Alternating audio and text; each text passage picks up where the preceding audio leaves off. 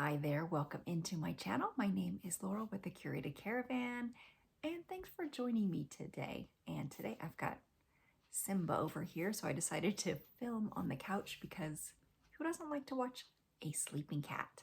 I do. Maybe he'll entertain us a little bit. He's kind of a grouch though. If you touch him in the wrong spot, he'll bite you.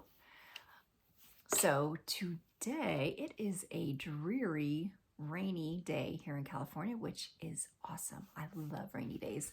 A little bit more when it's warmer, but still enjoy a rainy day. First of all, I just want to say I appreciate any of you that have subscribed to my channel. I really appreciate it. And I really appreciate all the tips that you guys gave me on the last video, or maybe a couple back, that had the 22 items that I am trying to resell that have been in my closet forever and ever. One thing that I have figured out is I think those were not the best items to pick for the season because they were mostly like short sleeve summer kind of stuff. I really need to go out and pick like some sweaters and jackets that have been sitting. Believe me, I have plenty of those too. So I'm probably going to be updating that, and I'll pick out another 20. Maybe next week I can do that. Pick out some jackets, and mostly jackets and sweaters that I would like to get rid of because I've got lots and lots of those. And I'll leave those summer things for the summertime. And really, probably most of those I really should just take to a buy, sell, trade store, which we've only got a couple here, but anything to get them out of my inventory. But anyway, back to what I was saying. I really want to thank you guys for all the suggestions on different things that I could do to get those items moving. And in particular, there was one that had a awesome list of all these different things I can do. It was a super long, message.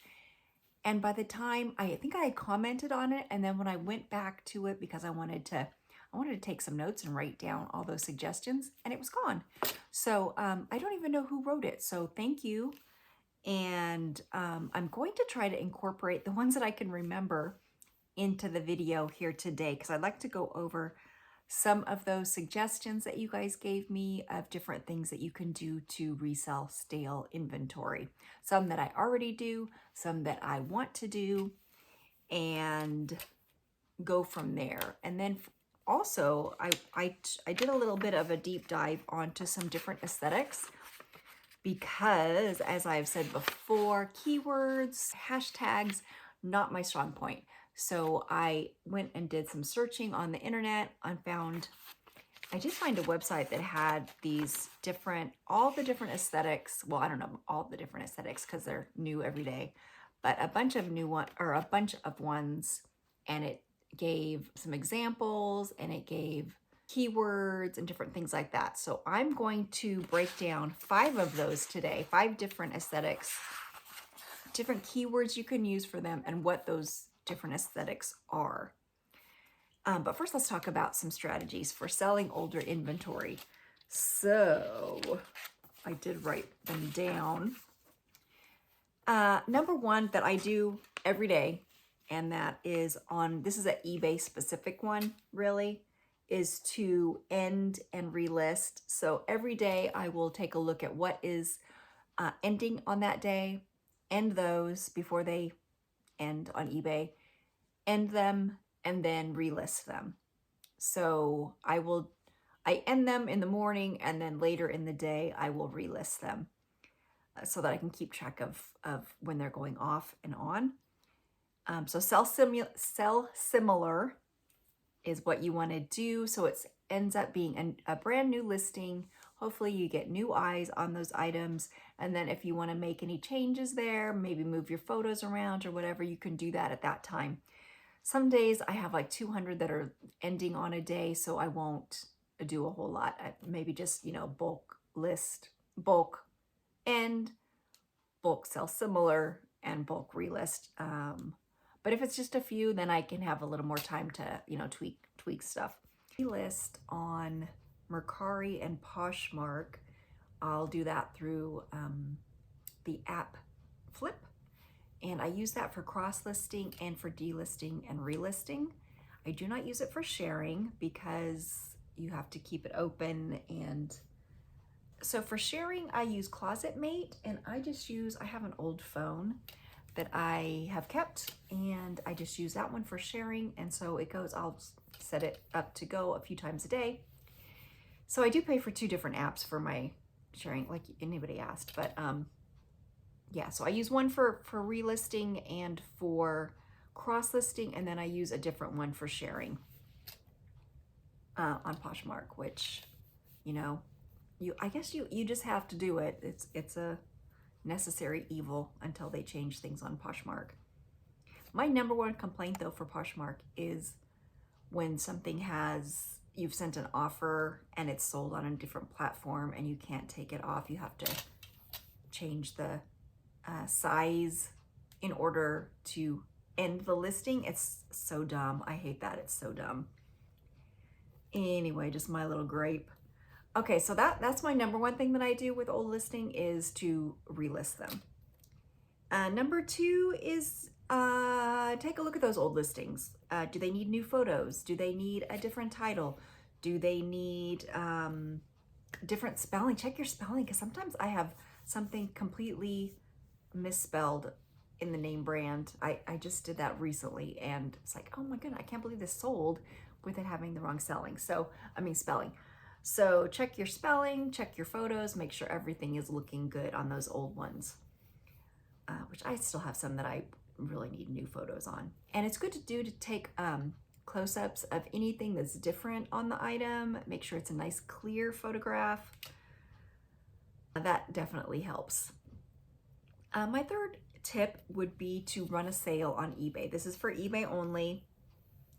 Okay, so here is what I found out recently, or what has worked for me recently, is I was doing a 40% off sale thinking that would generate a bunch of sales. It really didn't, because for some reason, at least in my experience this time around, it made people think that they could get it for even cheaper. So I run as 40% off. They want it for $1. They want it for $5 if I'm running a deep discount. So now I changed it to everything in my inventory is listed at 20% off, except for the brand new ones that are coming in. Everything, and I'll do this like for a month at a time. Everything is 20% off, and then when they get likers, then I will offer an additional 20. So I'm still doing the 40%, but I'm not getting those low ball offers like I was with the 40% for some reason. I don't know. Are you guys, do you have that problem? Or is it just me? I don't know. Or maybe it's just this time around. I did do a bulk from Flip. Also, you can do this. A bulk offer to likers on Poshmark for 40% off. And I made 3 sales last night, just running a once through everything that had likers, a 40% off. So that helped a lot. I had, like I said, I have 5 different sales going out today. And actually this week, I've got 25 sales on, and it's Thursday. So that's great. Not 25 sales today. I wish 25 sales today, 25 sales for the week, which is I like to have at least 25 sales for the week. And I feel I'm doing pretty good if I have that. Okay, another thing that you can do on eBay is to increase your promotion percentage. I generally run everything at about a 2% promotion, and usually though I will do that after it's already run for a couple of weeks. So you can then adjust your promotion percentage, and that could help. Another thing that I have no information on, but I have seen it on like Facebook groups and things, is a waterfall markdown method. And you're gonna have to Google that, because I don't know how it works.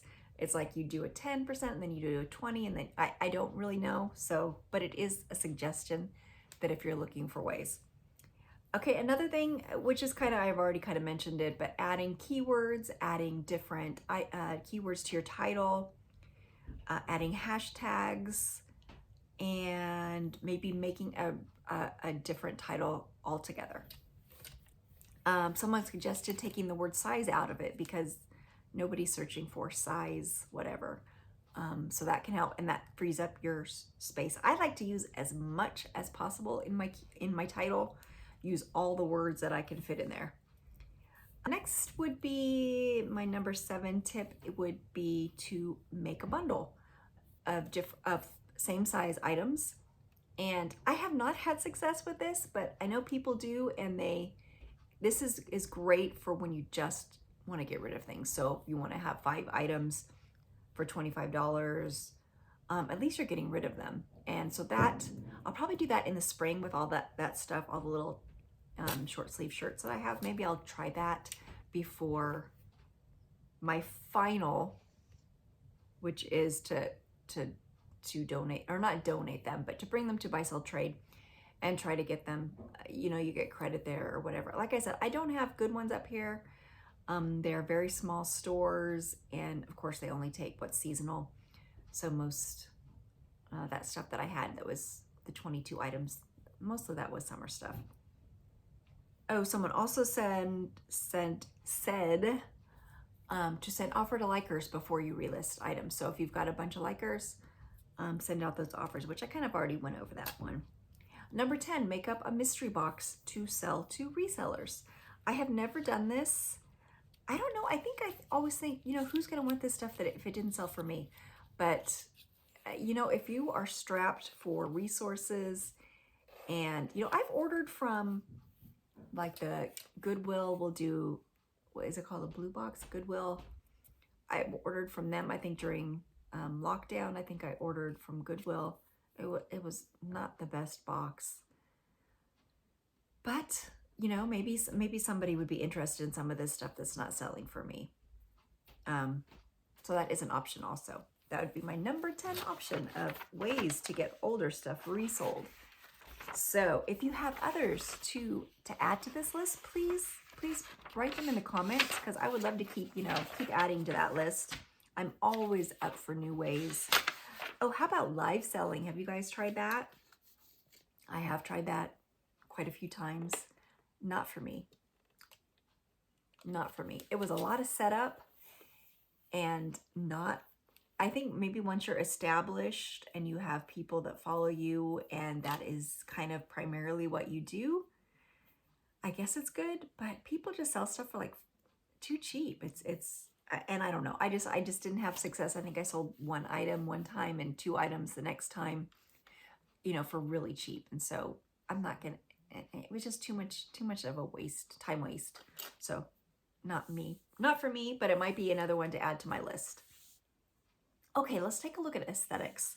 So you probably know there are so many different aesthetics out there.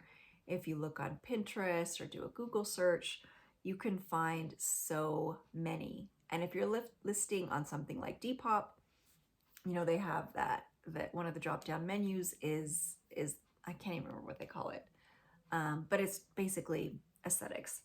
So I have taken 5 today out of over 30 different aesthetics, and I'm going to add photos here, and we'll talk a little bit about these different aesthetics. So number 1 is the vintage aesthetic. So that's pretty much self-explanatory. Anything from the 20s to the 70s or 80s is considered a vintage aesthetic. So these pieces, think of like Audrey Hepburn, maybe Katharine Hepburn, different things that are kind of timeless. An A-line skirt, a pair of trousers, a trench coat, a high-waist pant, a wide leg pant. Makeup aesthetic would be a red lip, a winged eyeshadow or a winged eyeliner, soft rosy cheeks. Get the idea. Some different hashtags, maybe nostalgic, elegant, and timeless. Those things would define a vintage aesthetic. Now, I found a website that had all of these descriptive words that I thought were great. So get ready, because I'm gonna just read a bunch of words that I would define that you could use for a vintage aesthetic. These would be different hashtags or style words that you might want to add to your listing. Words like feminine, romantic, effortless, eclectic, artistic, refined, flirty, chic, polished, confident, quirky, structured, tailored, thoughtful, vintage, retro, elegant, timeless, classic, polished, sophisticated, elevated, intentional, discerning, modest, smart, mysterious, antique, academia, and subtle. One thing I did find when I was Googling and doing searches on Pinterest for the vintage aesthetic is a lot of times it came up with the academia. So there's dark academia and light academia, and I'm not going to talk about those today. That's going to be on another video, but they're very closely related to the vintage look. I'm going to put some pictures up here that will give you some examples of the vintage aesthetic if you are looking for style. Okay, this one I don't know about, and it was really interesting to do a deep dive on these different aesthetics because some of these I've never heard of, and I didn't know they were a thing. But it will definitely help me when I find pieces, and I definitely have pieces that I'm going to be adding some of these hashtags to. And so this one is called the Akubi aesthetic, and it is like a Korean aesthetic. And other names for it are Y3K, cyber grunge, streetwear, minimalism, simplicity, and a Korean aesthetic. And it uses brown, black, and earth tones with bolero jackets, parachute pants, wide leg jeans, baby tees, and leg warmers and mini skirts. So yeah, I wasn't really familiar with this aesthetic, but I'll put pictures up here of what you can look for when you have pieces like this and different, that you can add to your listings. The makeup for this kind of aesthetic would be like a sparkled eyeshadow, lip gloss, and a peachy blush. Some hashtags would be minimalist, futuristic, and avant-garde. And then we can add these keywords: surreal, funky, artsy, dramatic, modern, unexpected, alternative, punk, contemporary, futuristic, grungy, androgynous, minimal, fitted, intentional, edgy, quirky, artistic, sculptural, fun, playful, creative, flirty, urban, and streetwear. Okay, so that was one that was new to me. Never heard of Akubi aesthetic. So you know what? You're gonna learn something every day. Third, I have heard of. I do like this aesthetic. It is called the old money aesthetic. And when you think of old money aesthetic, think of quiet wealth, refined taste, generations of elegance, effortless. It's a blend of luxury and understated opulence. So, you think of old money, obviously, and not new money, in contrast to having new money. So it would be like wearing a century-old family heirloom watch rather than, a modern blingy diamond-crusted watch. It would value heritage and tradition and long-standing societal norms. Okay? So some looks would be tailored blazers, long sleeve tops, cashmere, pearls, loafers. You get the idea. Makeup would be minimal. Oh, I couldn't read my own writing here. Touch of mascara and a nude lip. So understated, very understated makeup look. Some keywords are discreet, sophisticated, and legacy driven. Now let's take a look at some more keywords.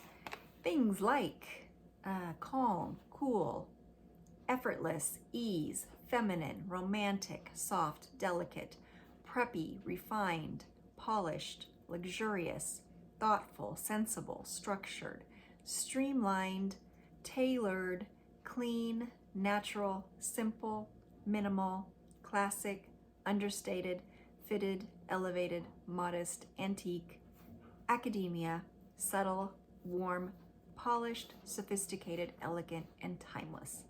Of course, some of these words you can use on multiple aesthetics. So I've just relisted them where they are applicable, just to give you some ideas of different, different styles that you can use. Okay, another one that I've probably heard this before, but it didn't appeal to me, so I didn't think much about it, and I haven't added it to any of my listings, but I will think about it now if I come across one of these. And this is mermaid core, so this is a thing, I guess. And the look for mermaid core is an ethereal beauty, the mystery of mermaids, inspired by oceanic treasures and mythical sea tales. So it would be like a flowy sea-colored skirt with shells or pearls, different ocean, related accessories. So think about scale prints, backless tops, and like I said, shells or sea-related accessories. Makeup would be aquatic eye shades, a glossy lip, and glitter. Some keywords or hashtags: mystical, enchanting, free-spirited. And to go beyond that, we've got feminine, romantic, soft, delicate, bold, bright, colorful, vibrant, joyful, flirty, cool, calm, creative, and artsy. And then lastly today, we're going to take a look at cottagecore. Cottagecore has been around for quite a while. We probably all know what we're thinking of when we're thinking of cottagecore. We're thinking of a romanticized interpretation of rural life, simplicity, warmth, and charm, countryside luxury, countryside living, escaping from the modern world. So opposite of modern is cottagecore. And it said, one of the sites said, think of Anne with an E, the Netflix show. Anything like handmade, craftsman-like, fresh-baked goods, and tranquility and nature. A flowy dress, a pinafore, a handmade sweater, a delicate blouse. Makeup is natural and minimal, a rosy cheek. Some hashtags: tranquil, dreamy, and nostalgic. And then to add to that, we have antique, organic, modest, folksy, flowy, warm, cozy, feminine, relaxed, effortless, ease, joyful, eclectic, delicate, soft, romantic, natural, modest, organic, folksy, did I already say that once? Flowy, warm, and cozy. So that gives you some things to work with, gives me some things to work with. So if you're wanting to add these to listings that you already have or going forward, it's nice to have a list of different words that you can add, because I am definitely challenged when it comes to thinking up things on my own. So I kind of need a list to work with. So that's 5 aesthetics. I'm going to go over the rest of them one by one. We'll do 5 next week. And it's really interesting, all the different aesthetics, and maybe just to get some new eyes on some old inventory. So that is going to be my video for my extra video. I'm going to do a haul of box 10. We're on box 10. So this is going to be the last of the true mystery boxes. I'm going to do that, and might post that one before I post this one. So maybe you've already gotten a chance to take a look at it. And then I will see you next time around next week. So have a good weekend.